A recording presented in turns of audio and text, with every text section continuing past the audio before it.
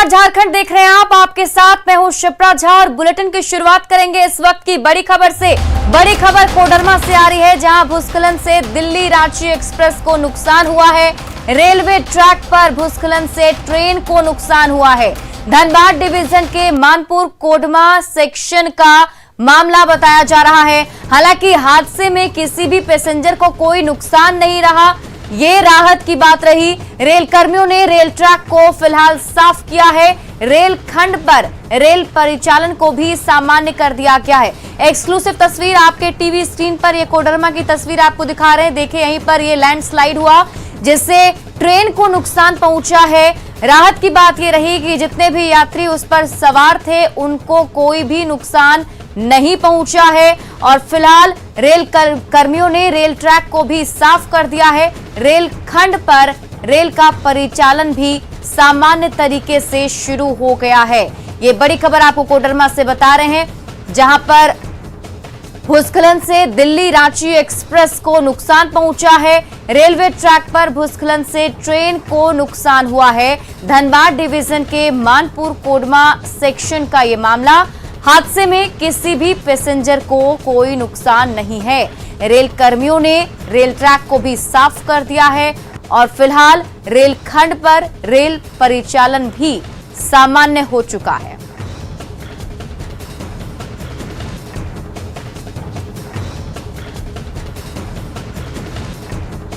और इस खबर पर अधिक जानकारी के साथ हमारे सहयोगी कोडरमा से रितेश फोन लाइन पर जुड़ चुके हैं। रितेश, कैसे हुआ ये पूरा हादसा? जी, जैसा कि बताया जा रहा है कि ये धनबाद गया रेलखंड बिल्कुल पहाड़ियों के रास्ते से जाया जाता है और इस हिस्से में लगातार काफी दिनों से बारिश की स्थिति बनी हुई है, जिस कारण से भूस्खलन की स्थिति उत्पन्न हुई और भूस्खलन के कारण से पहाड़ का मलबा पटरी पे आ जाने के कारण से इसकी इंजन राजधानी की इंजन क्षतिग्रस्त हुई है। जी, फिलहाल जैसा बताया जा रहा है कि सब कुछ परिचालन जो है सामान्य तरीके से कर दिया गया है, वहां पर सब कुछ सुचारू रूप से चल रहा है। रेल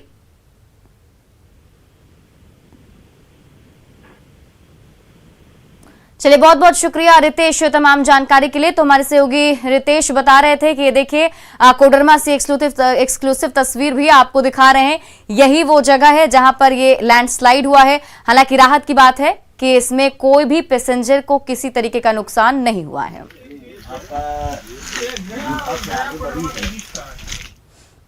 झारखंड में अनलॉक 3 के तहत आज शाम 4 बजे से सोमवार की सुबह 6 बजे तक वीकेंड लॉकडाउन रहेगा और इस दौरान तमाम हाट, बाजार और दुकानें बंद रहेंगी। वीकेंड लॉकडाउन के दौरान सिर्फ आवश्यक सेवाओं को ही छूट दी गई है। शाम 4 बजे से 21 जून की सुबह 6 बजे तक यानी 38 घंटे का ये पूर्ण लॉकडाउन शुरू हो जाएगा। इस दौरान राज्य सरकार के निर्देश का सख्ती से अनुपालन भी कराया जाएगा।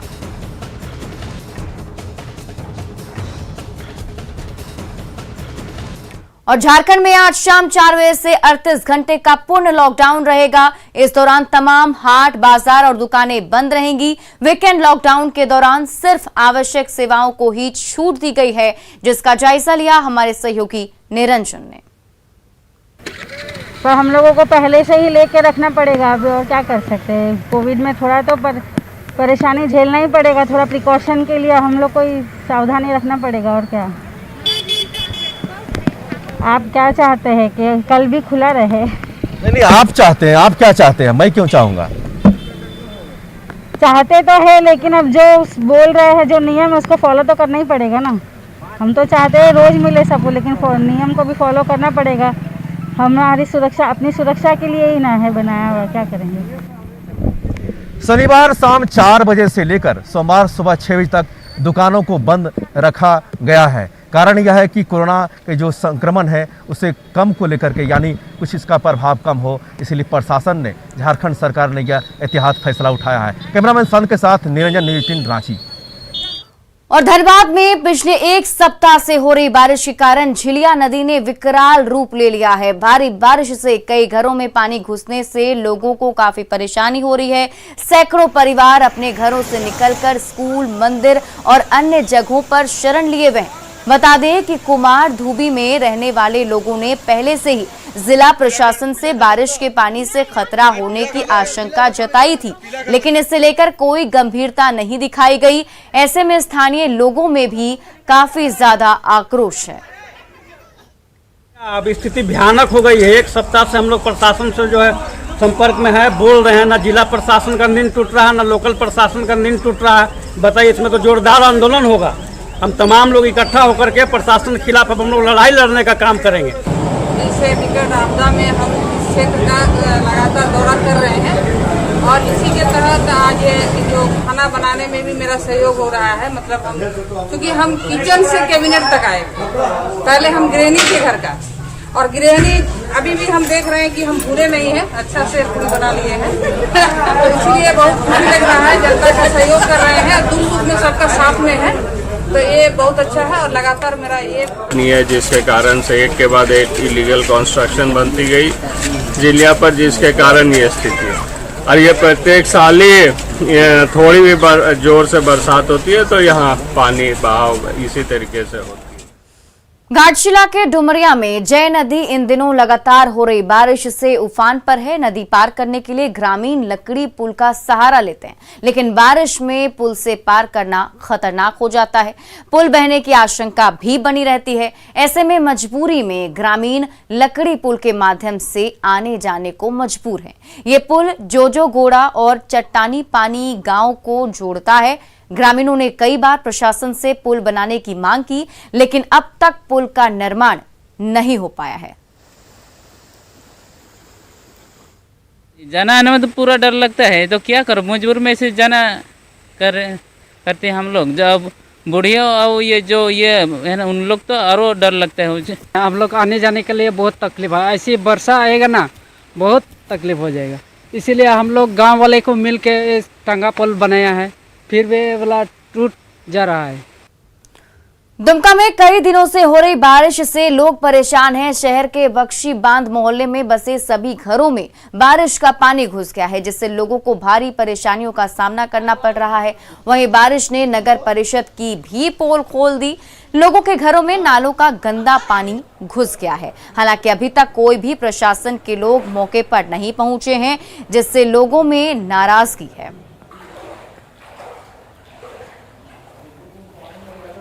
पूरा घर का सामान ये क्या हुआ, डर जाएगा।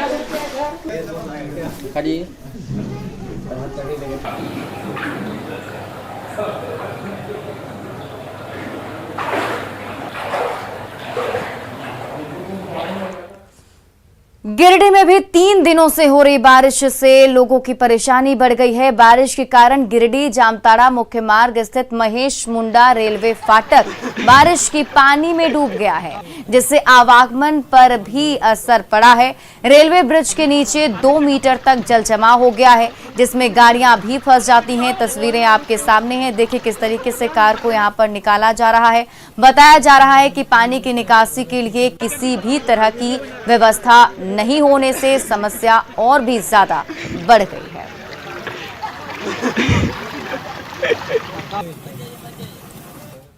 अक्सर अपने बयानों और कारनामों से सुर्खियों में रहने वाले जामताड़ा के कांग्रेस विधायक इरफान अंसारी ने एक बार फिर से विवादित बयान दिया है। उन्होंने पूर्व मंत्री अमर बाउरी को साउथ इंडियन गुंडा करार दिया है। दरअसल जामताड़ा के चिरूडीह के 5 दलित परिवारों के उत्पीड़न मामले को लेकर अमर बाउरी ने राज्यपाल से मुलाकात कर इंसाफ की गुहार लगाई, तो ये बात इरफान अंसारी को नागवार गुजरी और उन्होंने अमर बाउरी के साथ ही बीजेपी और बीजेपी शासित राज्यों के खिलाफ भी विवादित बयान दे डाला। ये 2 नंबरी लोग हैं। ये फर्जीवाड़ा का हेडमास्टर है। ये व्यक्ति जब ये मंत्री था, झारखंड की जमीन को बेच दिया, दलितों का जमीन बेच दिया। दलित हमारा किस हाल में था, कभी सुधी नहीं ली इस व्यक्ति ने।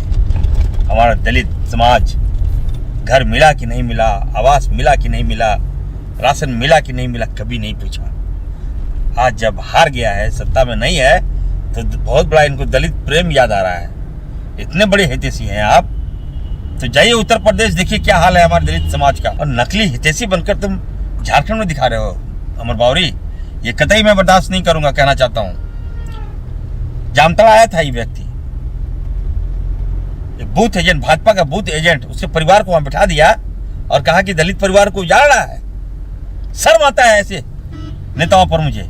ये अमर बावरी जो है, देखने से हमको लगता है कि साउथ इंडियन गुंडा है ये,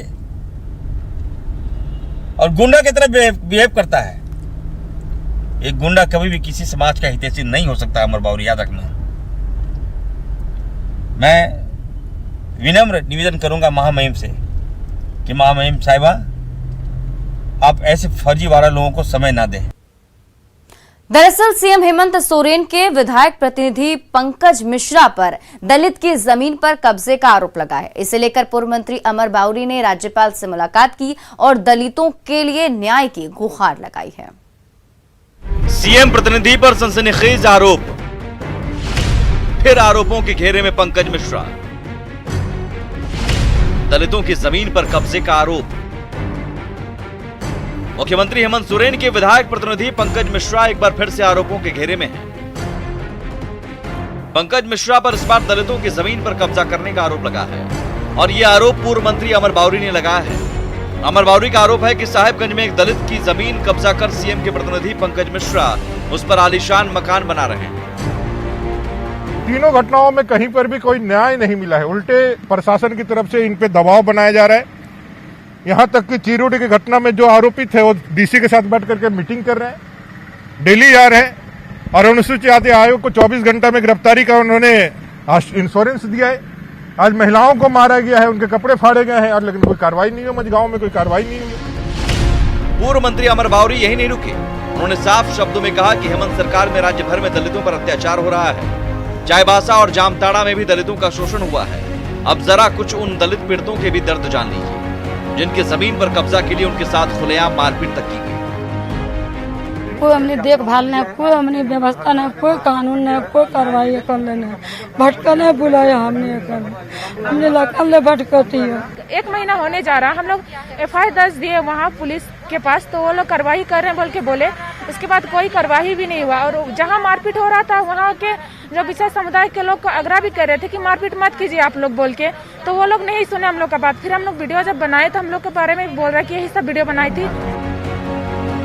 वैसे सीएम के विधायक प्रतिनिधि पंकज मिश्रा पर यह कोई पहला आरोप नहीं है। इससे पहले झारखंड विधानसभा में बीजेपी विधायक दल के नेता बाबूलाल मरांडी भी सीएम के प्रतिनिधि पंकज मिश्रा की कार्यशैली पर सवाल उठा चुके हैं। वहीं दलितों पर कब्जे के मुद्दे पर पूर्व मंत्री अमर बावरी ने राज्यपाल से हस्तक्षेप कर दलितों की सुरक्षा की गुहार लगाई। न्यूज़ 18 के लिए रांची से निरंजन कुमार की रिपोर्ट। और रांची में बढ़ता अपराध का ग्राफ पुलिस के लिए परेशानी का सबब बन गया है। पुलिस को शक है कि राजधानी में बढ़ते अपराध के पीछे खनाब दोषों का भी हाथ है। ऐसे में पुलिस अब गुलगुलिया गिरोह पर नकेल कसने की तैयारी में जुट गई है। रांची में बढ़ी चोरी की वारदात, शक के घेरे में गुलगुलिया गिरोह, बढ़ते अपराध पर एक्शन में पुलिस।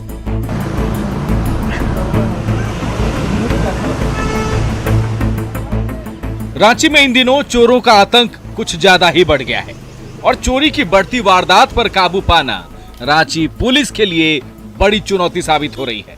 पुलिस की माने तो दूसरे जिलों से रांची पहुंचे अपराधियों के साथ साथ शहर में खाना बदोश की जिंदगी जी रहे गुलगुलिया भी चोरी की वारदात को अंजाम दे रहे हैं। चोरी की घटना पर काबू पाने के लिए पुलिस ने गुलगुलिया गैंग से निपटने का प्लान भी बना लिया है।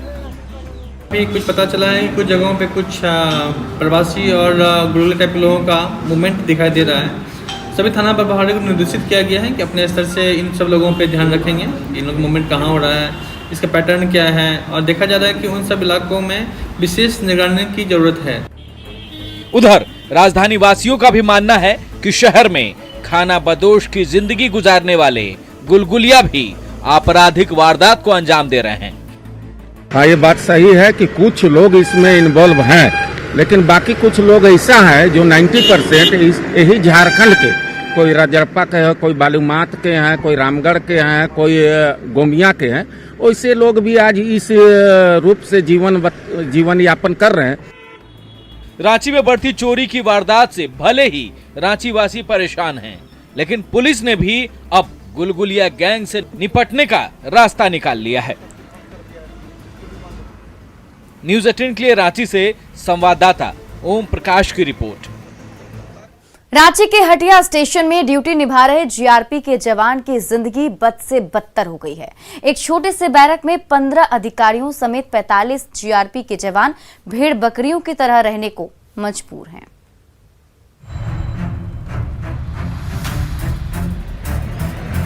हटिया स्टेशन में ये छोटा सा जीआरपी का बैरक है, जिसमें एक हॉल और 2 छोटे छोटे कमरे हैं। यहाँ अफसर समेत 60 जवानों की जिंदगी कट रही है। इस छोटे से बैरक में रहने वाले ये जवान संक्रमण के हालात में सामाजिक दूरी का पालन भी नहीं कर पा रहे हैं। पिछले कई सालों से ये लोग किस तरह से जिंदगी जीने को मजबूर हैं, सुनिए इन्हीं की जुबानी। समस्या तो यही है कि हम लोग का रहने सहने के लिए जैसे सरकार का आदेश है कि 2 गज की दूरी पर रहना है, लेकिन यहाँ हम लोग 30 आदमी रहते हैं, मुश्किल से 1 गज की दूरी नहीं हो सकता है। इन जवानों की समस्या सिर्फ यही खत्म नहीं होती, बल्कि उनका भोजन भी एक छोटे से मेस के भरोसे है।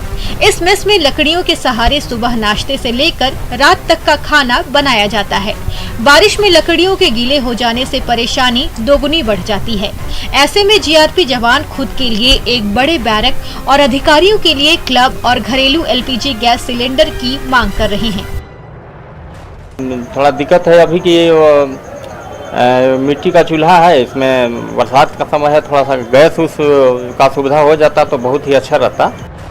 बैरक में कई जगहों पर बिल है, जिससे सांप और चूहे का खतरा हमेशा बना रहता है। जवानों ने बताया कि चूहों ने उनके कपड़े और सामान को बर्बाद कर दिया है। चूहों से बचने के लिए जवानों ने सभी बिल को ईंट और पत्थर से ढक रखा है। 3-4 गो बिल है, बिल को ढकते हैं तो दूसरा तरफ फिर बिल बना देता है, फिर निकलता है चूहा। सांप को तो नहीं देखा गया इतना दिन, लेकिन चूहा निकलते रहता है। फिर इसमें एक एग्जिट फैन है, वो एग्जिट फैन पिछले 1 साल से खराब पड़ा हुआ है। 2-3 बार कंप्लेन किया गया, लेकिन अभी तक नहीं बना है।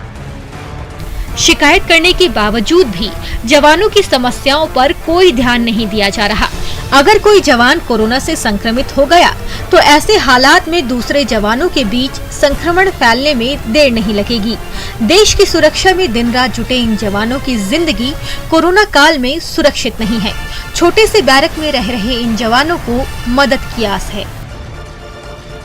छोटा सा वेंटिलेशन जो है वो पर्याप्त नहीं है, और ये तमाम समस्याओं के बीच जीआरपी के जवान यहाँ पर अपना समय दिन जिंदगी गुजारने को मजबूर है। एक ही मांग है कि थोड़ा सा इन्हें बैरक बढ़ा दिया जाए, साथ ही क्लब जो है इन्हें क्लब भी दिया जाए, ताकि क्लब में अधिकारी रह सकें और बैरक में जवान रह सकें, और ताकि अपने काम को, ड्यूटी को सही तरीके से अंजाम दे सकें। संजय कुमार सिन्हा, न्यूज़ 18 हटिया, रांची। और इसी बीच राजधानी रांची से बड़ी खबर सामने आ रही है। एयरपोर्ट पर फर्जी आरटीपीसीआर का खुलासा हुआ है। फर्जी आरटीपीसीआर रिपोर्ट बनाने वाले गिरोह का खुलासा किया गया है। रांची एयरपोर्ट पर हुई कार्रवाई में 2 लोगों को गिरफ्तार भी किया गया है। एयरपोर्ट थाना और सीआईएसएफ की कार्रवाई के दौरान ये 2 लोग गिरफ्तार हुए हैं। 1000 रुपए लेकर ये सभी लोग फर्जी आरटीपीसीआर रिपोर्ट बनाते थे। खास तौर पर मुंबई जाने वाले मजदूरों को ये गिरोह अपना शिकार बनाता था। ये बड़ी खबर आपको बता रहे राजधानी रांची से। एयरपोर्ट पर फर्जी आरटीपीसीआर रिपोर्ट के गिरोह का खुलासा हुआ है। रांची एयरपोर्ट पर हुई कार्रवाई में 2 लोग गिरफ्तार किए गए।